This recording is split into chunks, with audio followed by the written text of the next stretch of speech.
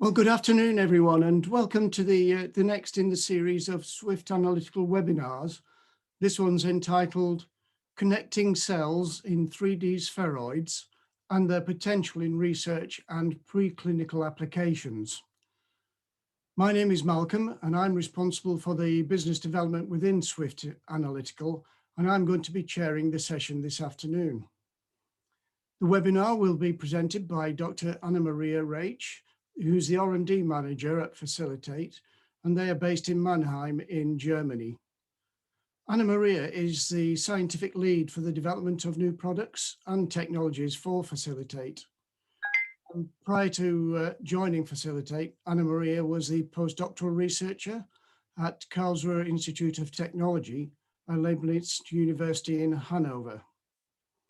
And this afternoon, Anna Maria, she's going to be talking to us about the importance of standardization in 3D models, and we'll be comparing different technologies that are currently available for the development of spheroid-based systems.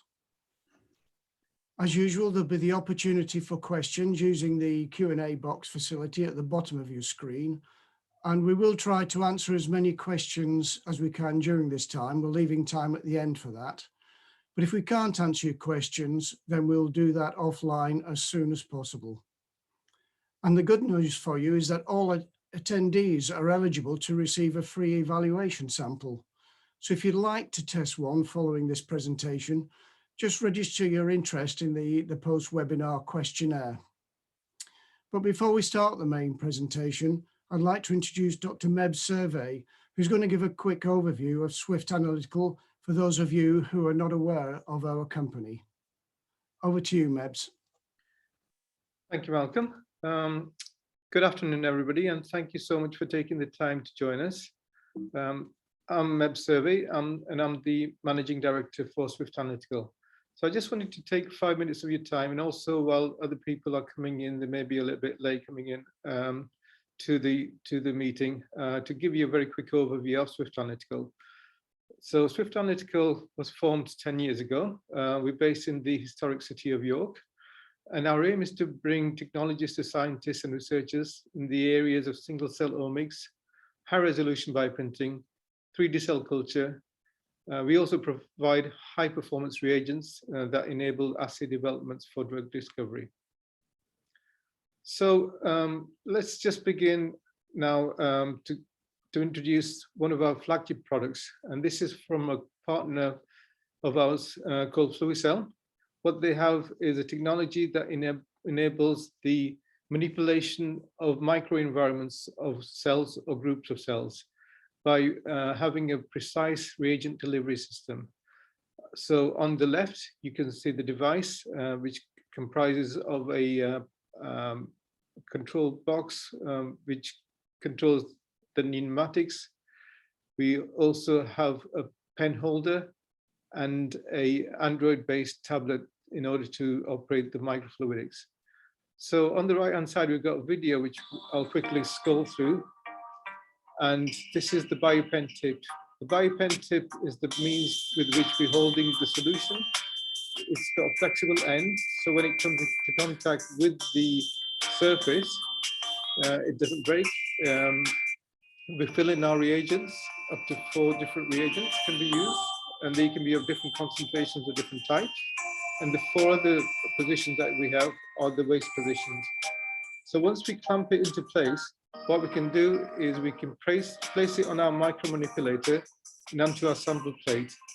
And then we can identify the specific cells of interest that we want to target.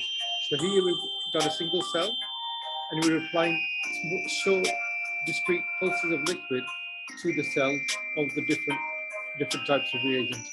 So we can continue our study to then take it on into, say, a pulse mode for groups of cells.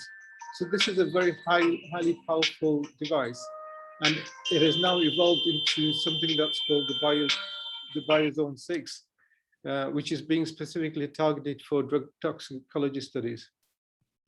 The other product within the portfolio is called the BioPixlar. On the top, we've got the same principles as the BioPen, but it's been modified to enable dispensing of single cells with high resolution. So if I run both videos, the top video is basically showing you how we form the dispensing of a liver cancer cell. And the bottom video is showing how we can surround that with fibroblasts. The key thing to remember here is that you don't need to use biogels. So the shear forces that are encountered during the process are very low. This process is really powerful for printing fragile materials such as neurons, stem cells, hepatocytes, for example. And the sorts of tissue models we can generate very quickly are shown here. So on the top, we've got a liver model, and on the bottom, we've got skin cancer model. The next product I wanted to introduce you to is something that we call the iWash. And this is a really useful tool, especially for those that are doing cell counting on a routine basis. You may have a Countess 2, a Logos, Luna, a Biorad, Nexcelom, and other cell counter within your lab. And one of the issues with this protocol or workflow is that once you've done a measurement, you throwing away £1, £3, £5 worth of cell counter slide when you could actually be recycling it and reusing it. So the iWash allows you to do that. And what we're doing is we're helping labs to get onto the sustainability ladder. So we're able to wash and recycle cell counter slides up to 50 times. And this has a huge economic and environmental benefit. The next product I wanted to introduce you to was the Biofluidics BioSpot. And this is a high precision, high speed device, which enables the dispensing of cells, spheroids, and organoids with very high precision and high viability. So we can dispense from picoliter to nanoliter to microliter volumes. The next is a product range that we are proud to be partnering Blurt with. It's a company that's based out of Poland, and they provide very high quality, high precision reagents and enzymes, which our customers are finding, especially in these days where there's a big need for developing COVID tests. These tests are being incorporated in a number of tests as we speak.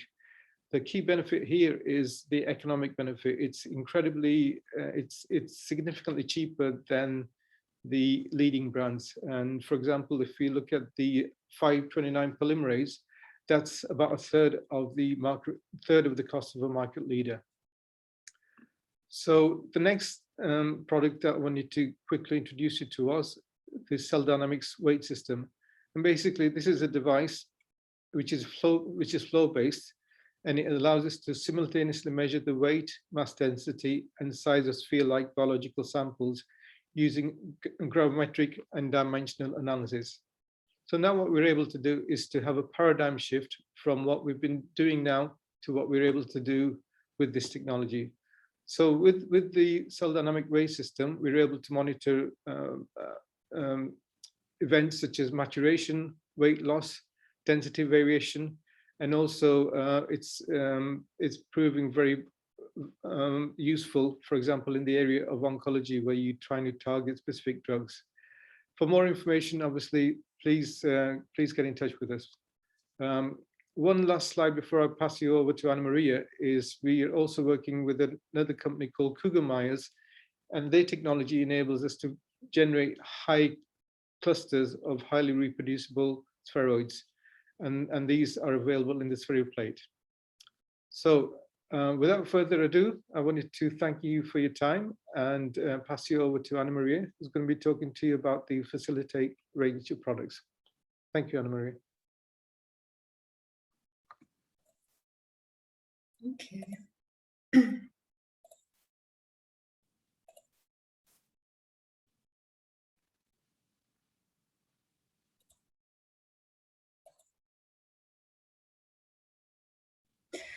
Okay, good afternoon from my side. First of all, thanks to Malcolm for the nice introduction.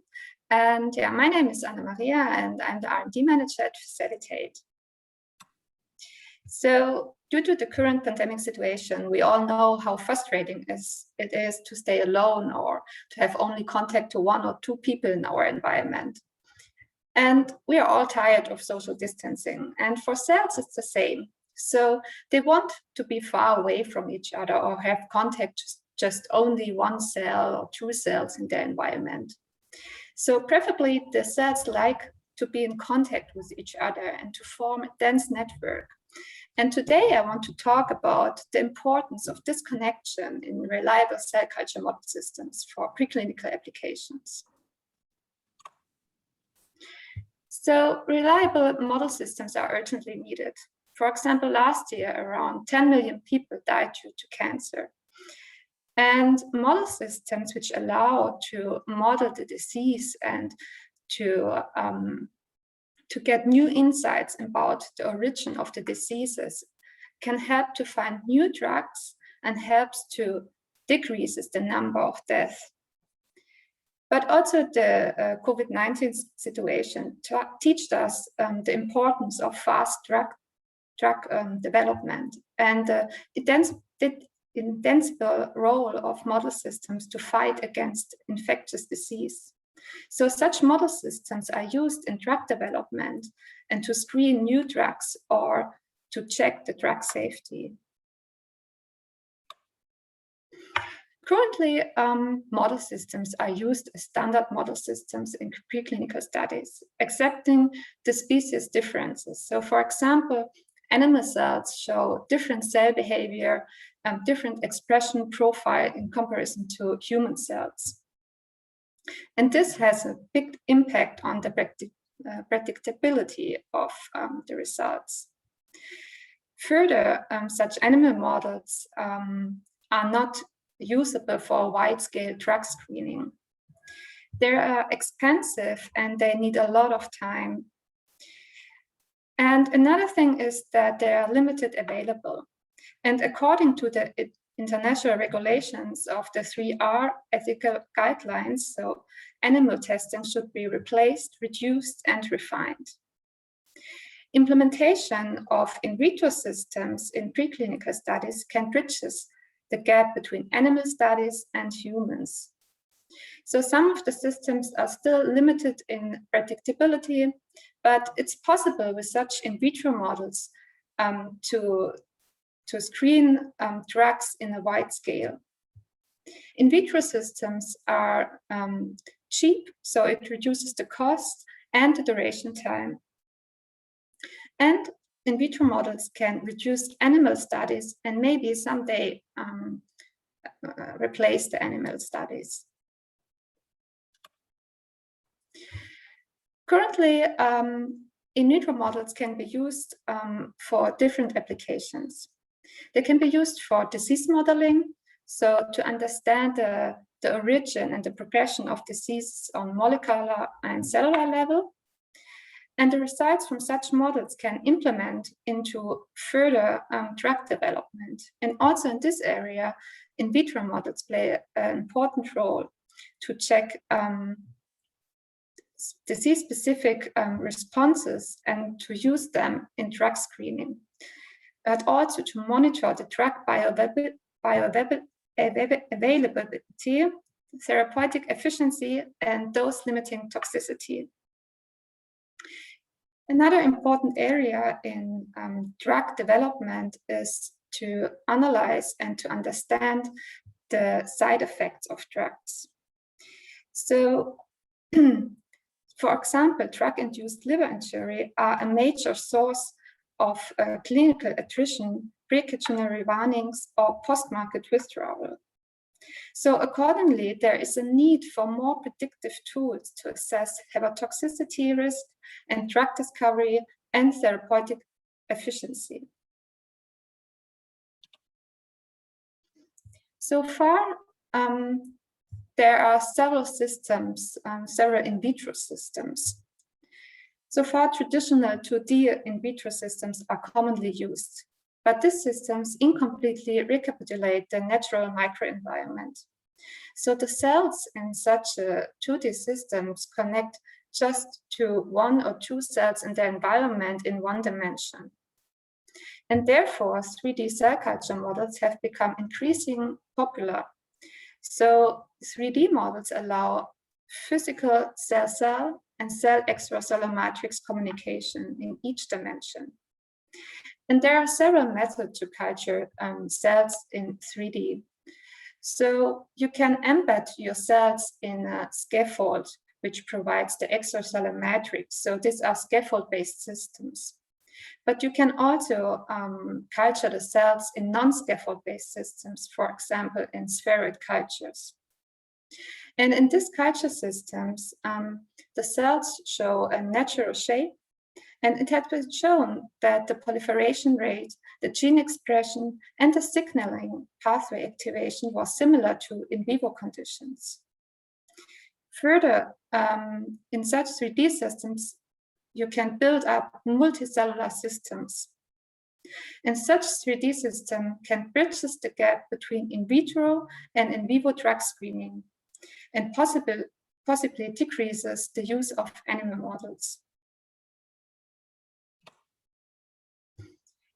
3D models are used in preclinical studies and drug screening.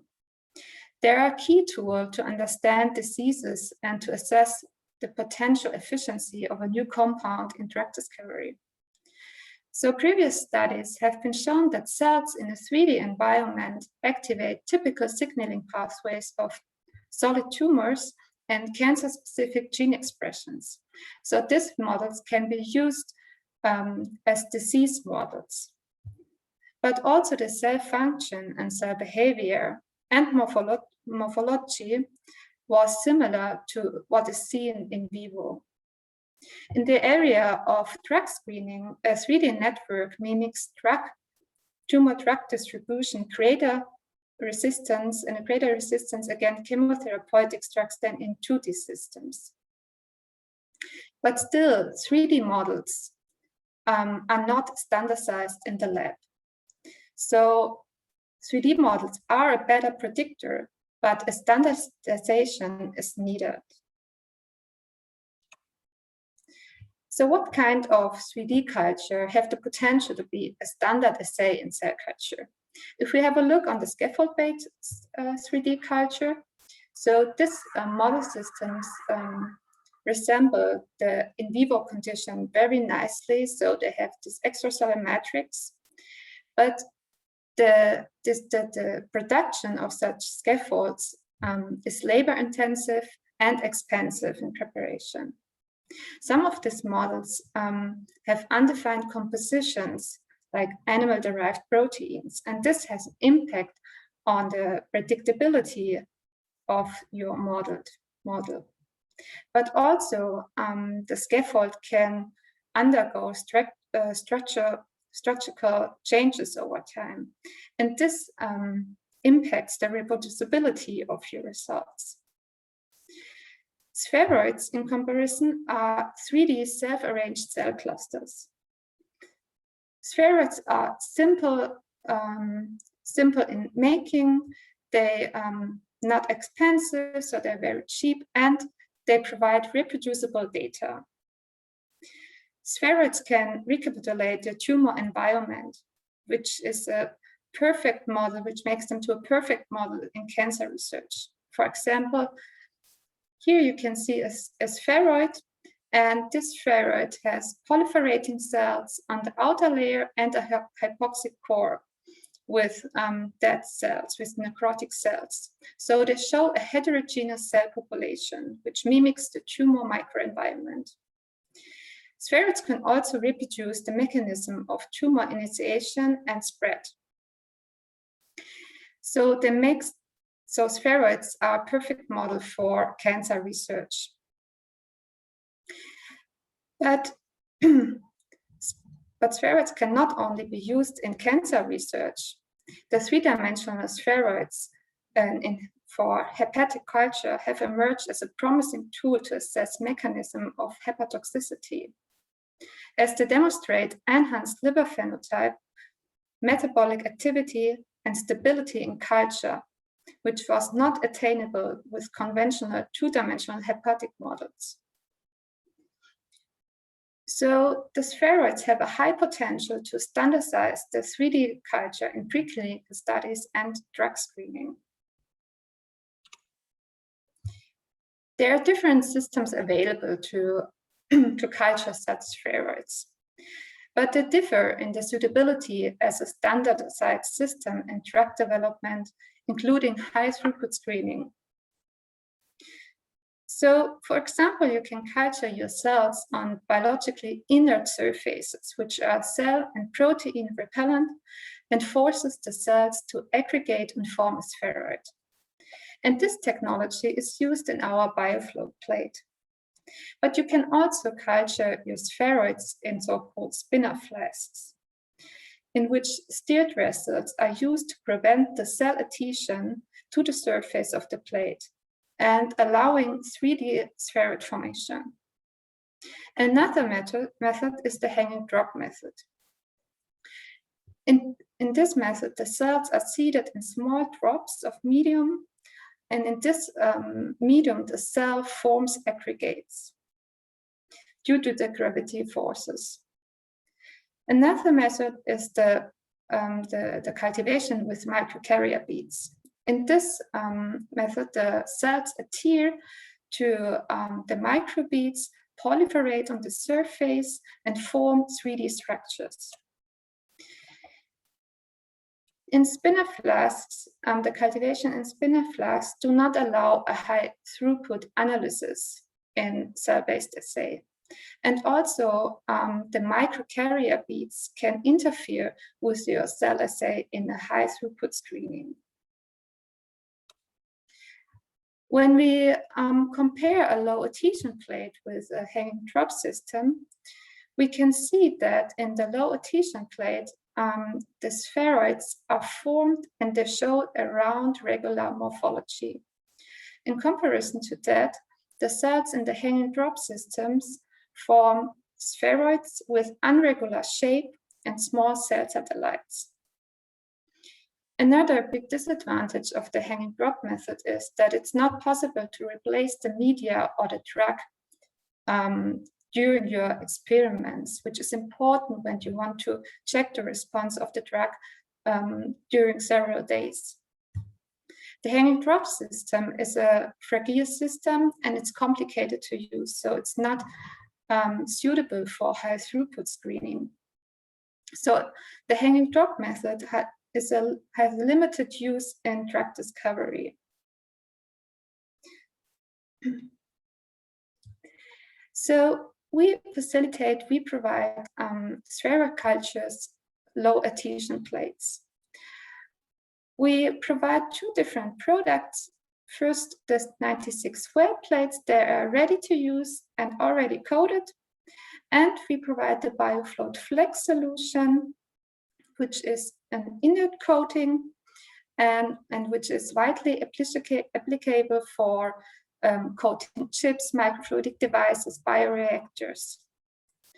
Both products are animal-free and allow a faster, time-saving generation of spheroids and gives you reproducible results for a wide range of cell types.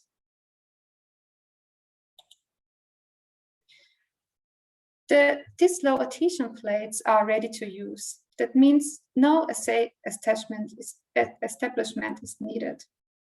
So you can adjust the size and the density of spheroids by the initial cell number.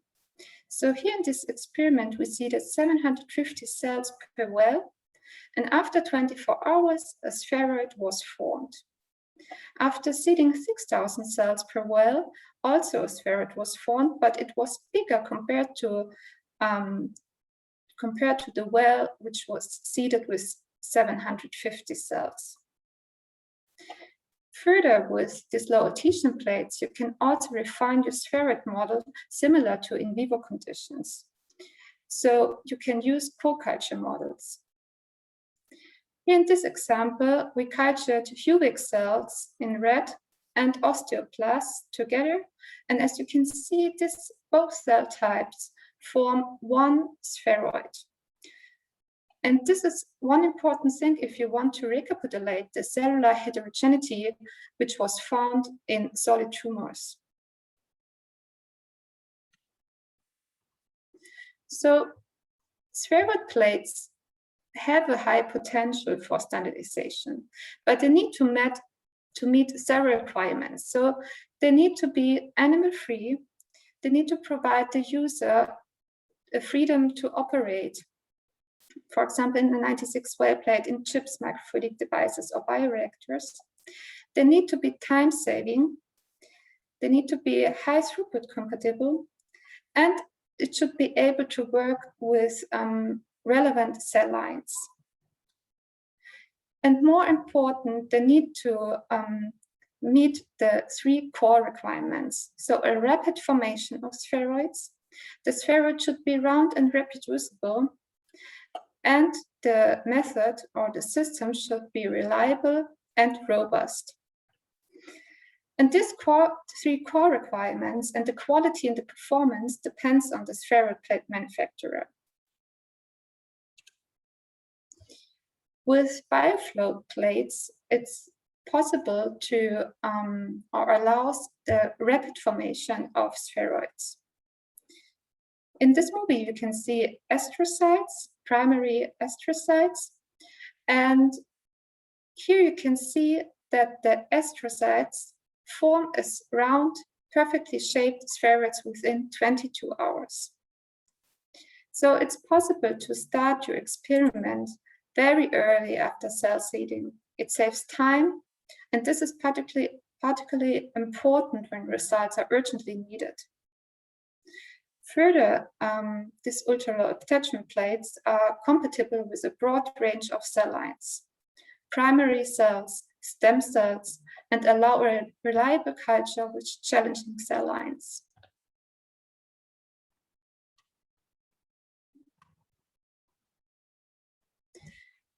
Different ultra-low attachment plates generate spheroids with different morphology, which can impact the readout of your assay. So here you can see the bioflow plates, and in the bioflow plates, spheroids were formed with a round morphology, and in 3 other benchmark products, also spheroids were formed, but they show small deposits, irregular shape, or satellite aggregates.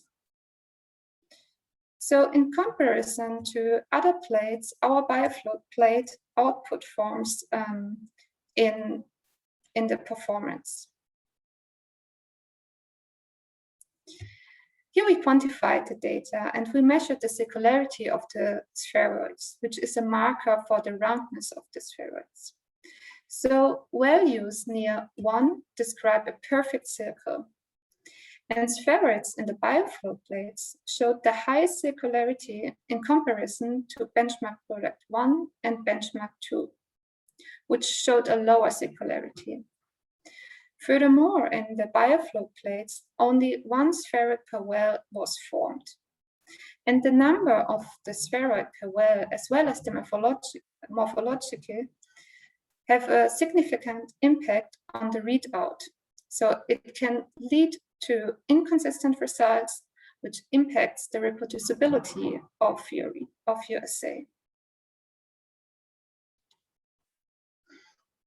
Another important factor for a reliable 3D system is the formation of viable spheroids, particularly in the field of toxicology studies.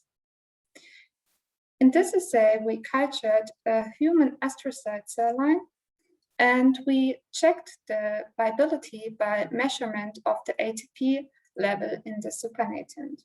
And you can see that the spheroids and the bioflow plate are highly viable after 3 days of culture and after 6 days of culture. In comparison to benchmark 1 and benchmark 2 showed a lower viability.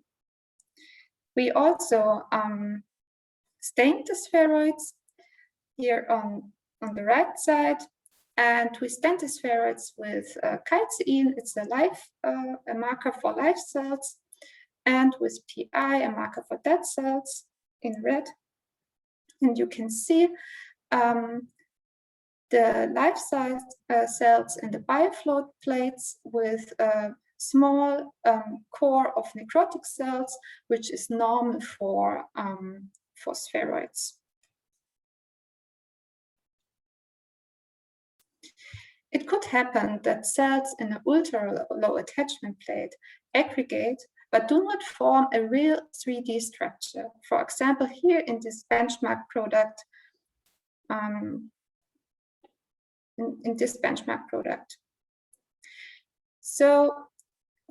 But in comparison, in the biofloat plate, the spheroids are more three-dimensional and show a more highly regular shape. Some cell lines need a high portion of extracellular matrix because this leads to an upregulation of the cadherin, which leads to a denser cell-cell contact. And after adding 2.5% of Medgel, you can see that in the biofloat plate, the cells form a highly regular 3D aggregate. In the beginning, I mentioned that a standard spheroid method need also to be flexible, usable by the customers. With our second product, BioFloat Flex, it is possible to passivate different surfaces within seconds. So in this experiment, we coated a 96 well plate with BioFloat Flex for 1 second, 60 seconds, and up to 300 seconds. And afterwards, we seeded the cells into this well, and you can see that after 300 seconds of coating, of treatment of the surface, the cells are able to form a spheroid, and also after 1 second of treatment, the cells are still able to form a nice round-shaped spheroid. The BioFloat Flex solution can be used for several surfaces, for glass and plastic surfaces. In this experiment, we checked the protein absorption of different surfaces.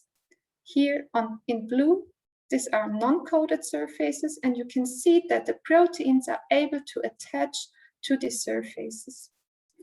After treatment with BioFloat Flex, the protein absorption decreases and no protein absorption was visible on different surfaces.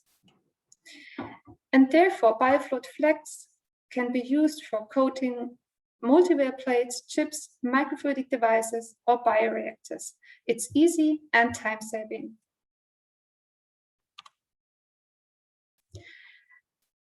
BioFloat Flex is a robust coating. It shows mechanical stability and scratch resistance.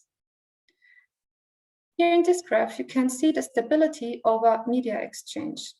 So here, these are our BioFloat plates, and in blue, a benchmark product.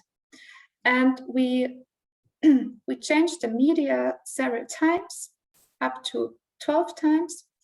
And what you can see is that after several washing steps in the BioFloat plates, it's still possible to generate 100% of spheroids. In comparison to that, benchmark product 1 was only able to form spheroids up to 80%. We also checked the scratch resistance. So we treated the surface very harsh.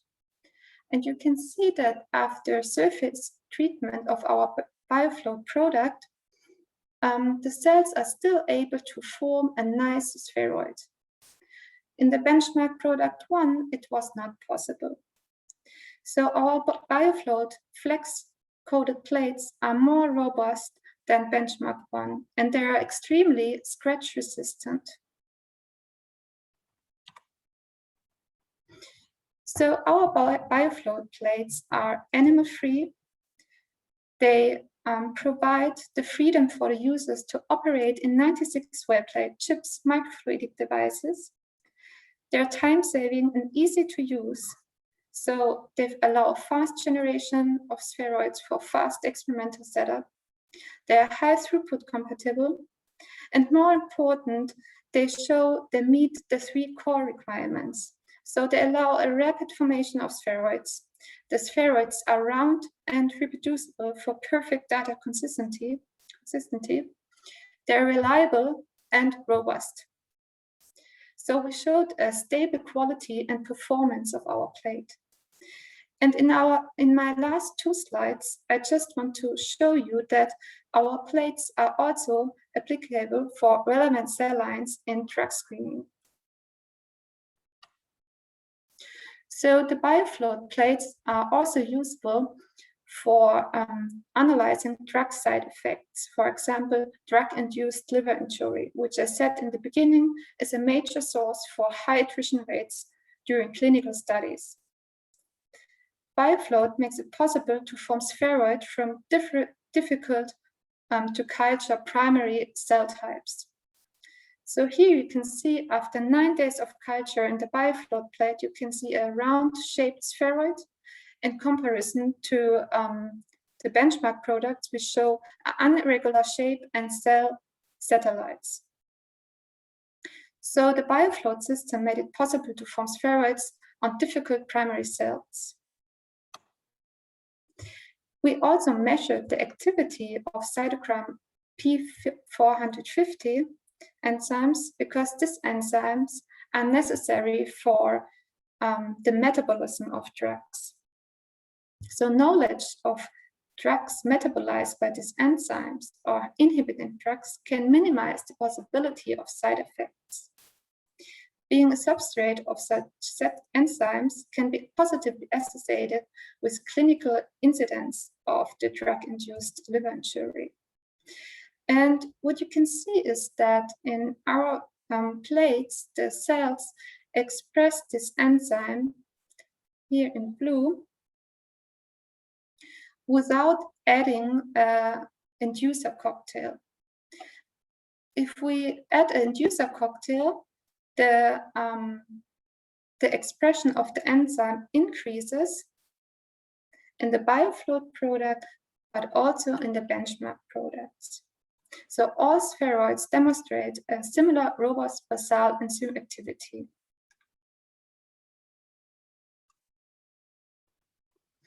So in conclusion, spheroids formed in low adhesion plates are reliable and predictable model systems for cancer research, stem cell research, and drug testing.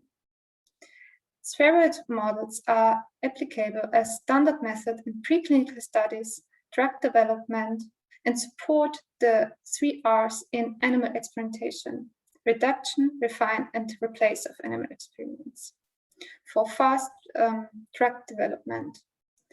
And the bioflow technology connects the 3 core requirements, so rapid, reliable, and round and reproducible, with the usability, and can be used as a standard method in small research labs, but also in industry.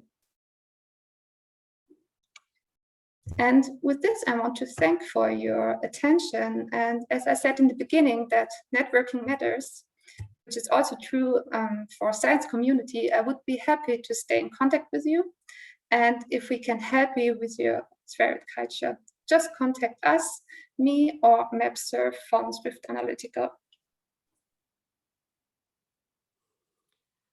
Great, thanks, many thanks, Anna Maria. That was some interesting comparisons there, and it's interesting. Lots of questions have now been coming in, so we have quite a few to get through.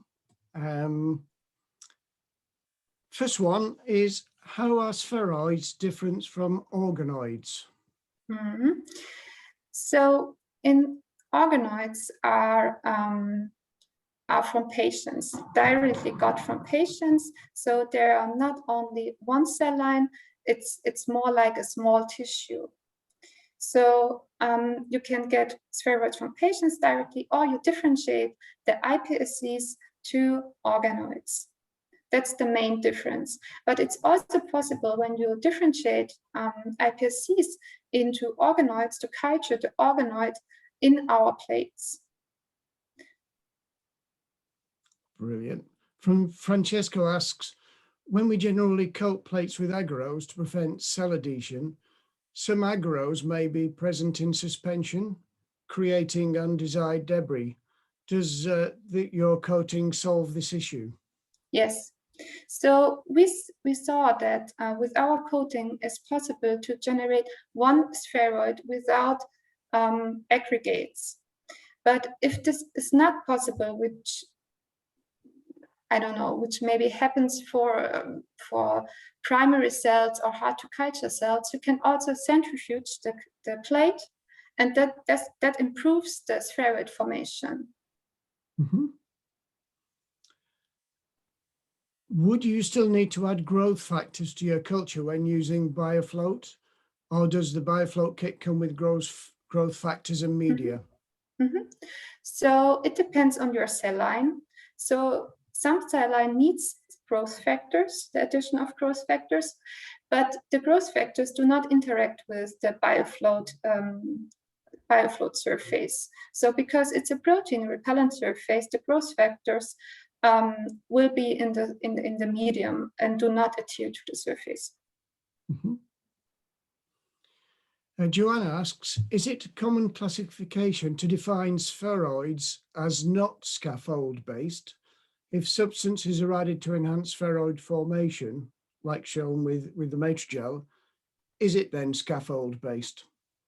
Mm-hmm.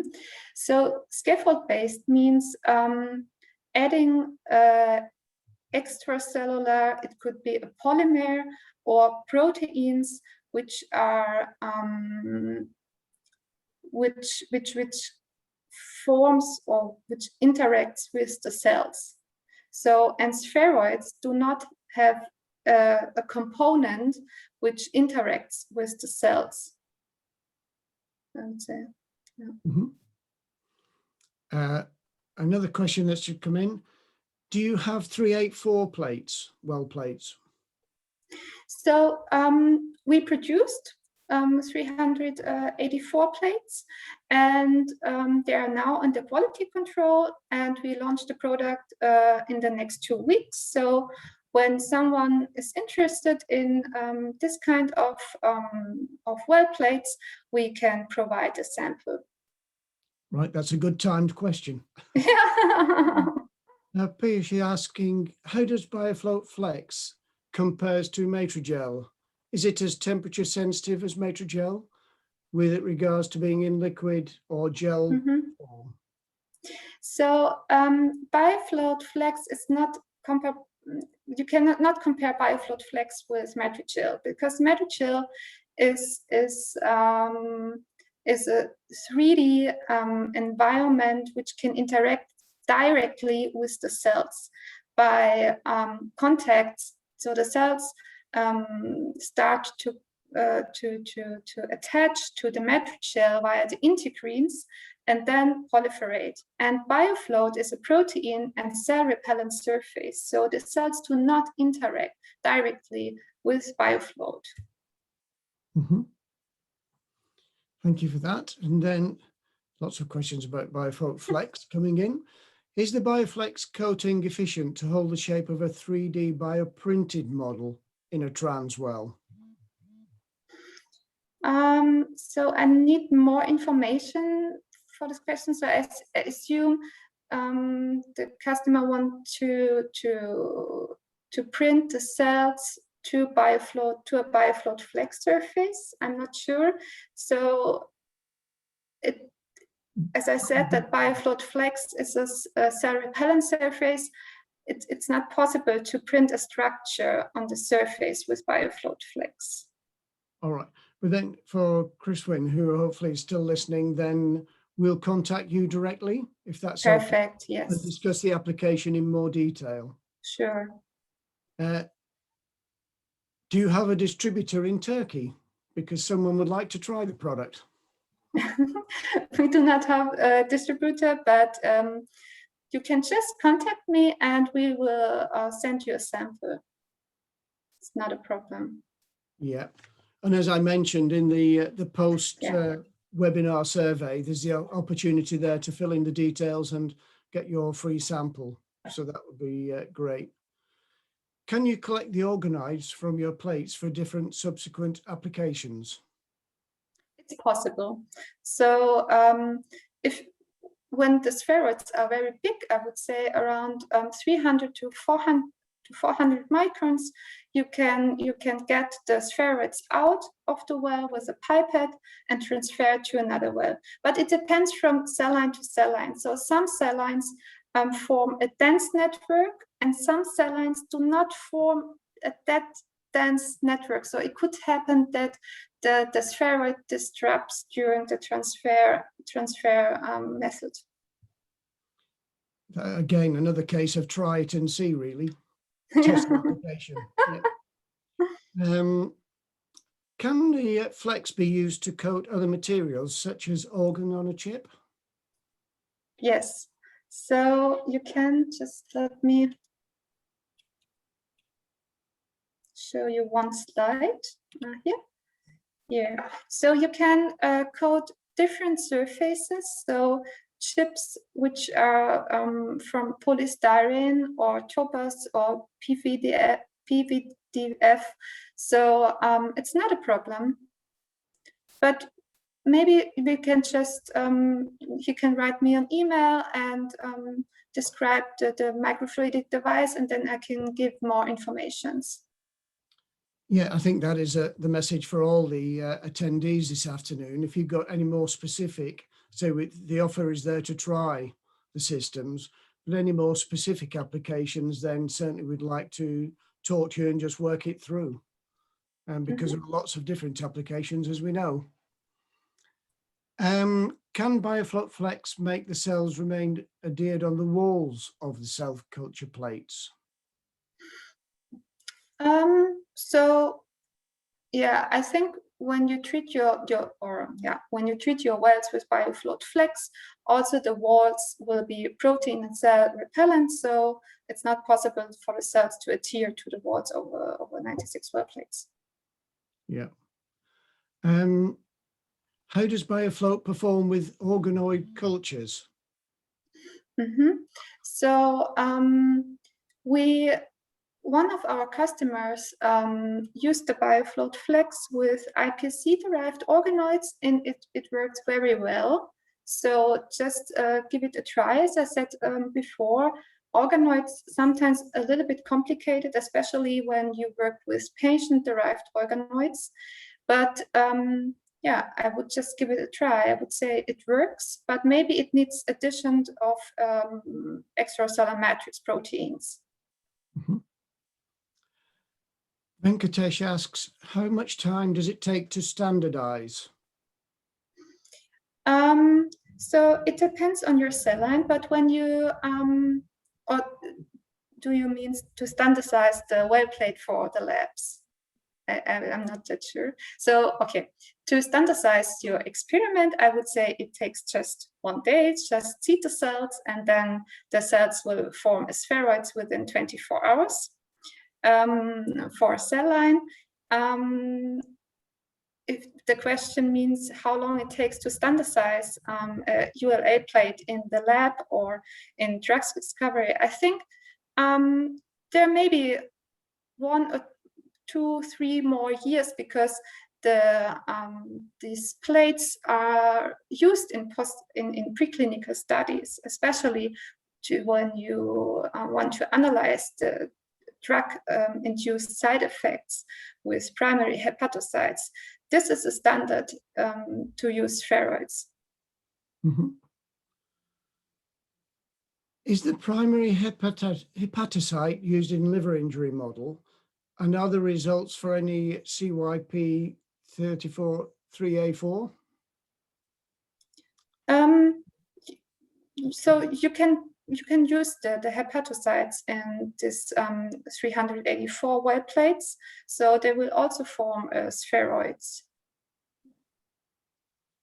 Yeah, it's the primary ones used in the liver injury model. It's comparing different samples.